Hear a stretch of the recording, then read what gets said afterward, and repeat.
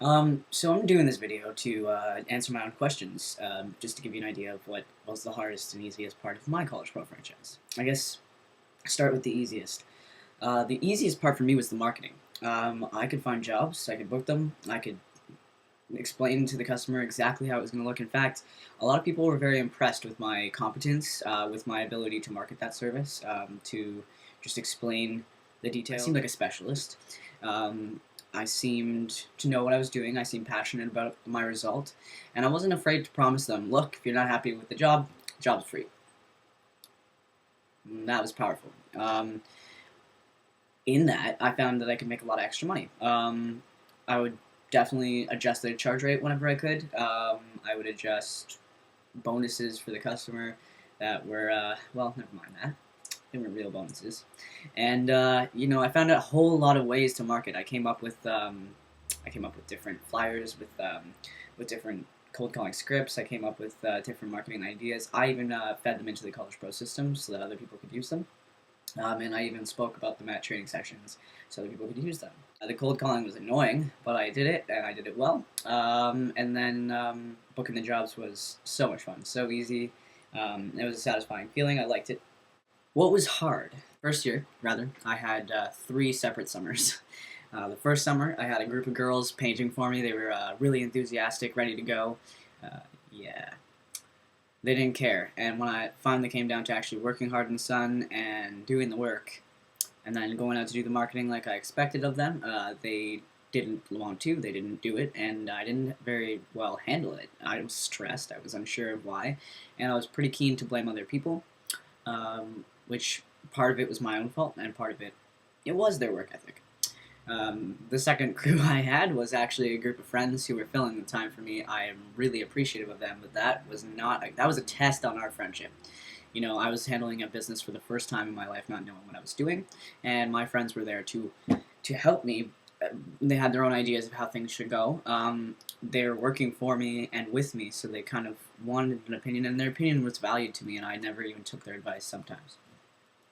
And that there was some bitterness. There was we needed some breaks, and I'm pretty sure some of my friends, if I say the word College Pro that worked for me, would be like, "Don't say that word." The third this part of my summer, I actually finally managed to find a group of guys to paint well for me, and then about halfway through that, I lost half of them just because they got lazy. School was coming up again. One of the things I noticed with other people is that their crews would dissipate a lot sooner than they expected because the students are just done. They're tired at the end of the summer. They don't want to, and there's no incentive to keep going. Like, I remember my first summer as a painter. At the end of it, me and my ex-girlfriend were actually trying so hard, desperately, to make excuses to not be at work. And it wasn't because we didn't like the job. We loved it. We loved painting too. It was, again, more fulfilling than serving coffee at Tim Hortons.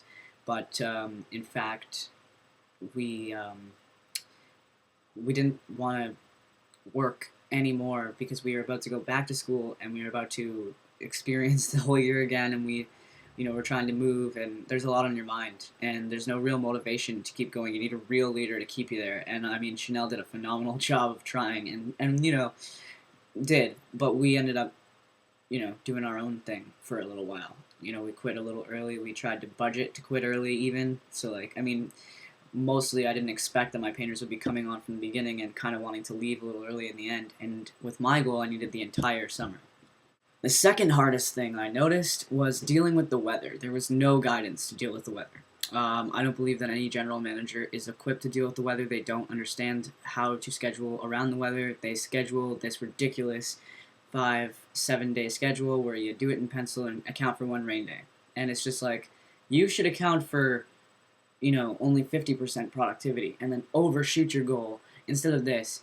And I think I even have a way to fix that one. So when I do the resources video and you guys get to watch that, you'll see how I've come up with ideas to fix the weather schedule. But for me, that was my 2 hardest things: the weather and the painters. Absolutely, producing jobs was easy when they were doing it right, and my quality of work is incredible when I do my own work. So that was handy for me. But it was so difficult to keep those painters and then keep training them. That's another thing. College Pro only has a few Q jobbers, which were my training resource. I didn't have time or energy to spend nitpicking and training, and then what ended up happening was my best friends came to my savior again and trained painters. I had to use a lot of my own resources, and that was exhausting to both me and them. So that's my hardest thing. And again, my easiest thing was just the marketing. It was so easy just to get out there, and I had a lot of, no, I don't like College Pro. That's cool. I'm not like them. And then they listened to me, and I'm like, yeah. And I think I didn't sell College Pro in my first year so much as I sold myself, and in the second year I just didn't care. I did care, but I didn't care, because I was starting to feel like I was being treated like crap. So that's from me. Thanks again, guys. This is super helpful, and I've already got a couple of responses, so keep it coming. Take care.